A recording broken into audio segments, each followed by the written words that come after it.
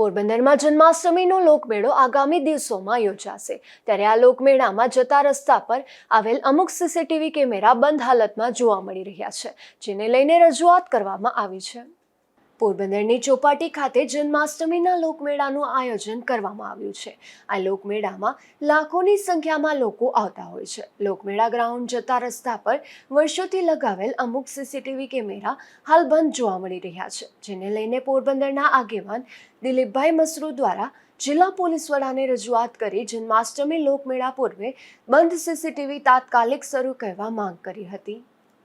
પોરબંદર શહેરના જાહેર રાજમાર્ગો ઉપર જે સીસી કેમેરા લગાવવામાં આવેલા છે એ અમુક જગ્યાએ બંધ છે અને જે નવા ફિટ થયા છે એને ચાલુ કરવામાં નથી આવતા, જેથી પોરબંદરના જિલ્લા એસપી સાહેબ તાત્કાલિક આ બાબતની જરૂરી સૂચનાઓ આપી સંબંધિત વિભાગને અને જાહેર માર્ગો ઉપરના સીસી કેમેરા ચાલુ હોવા ખૂબ જ જરૂરી છે।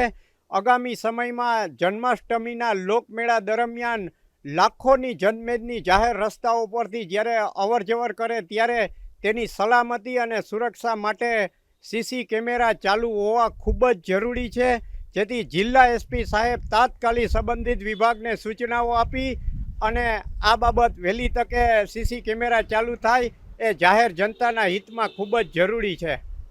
લોકમેળા જતા રસ્તા પર સીસીટીવી કેમેરા બંધ હોવાથી ચોરી સહિતના બનાવો વધી જશે, જેથી તાત્કાલિક પોલીસ દ્વારા સીસીટીવી કેમેરા ચાલુ કરવા માંગ કરી હતી। અશોક ધાનકી, ગુજરાત ન્યૂઝ, પોરબંદર।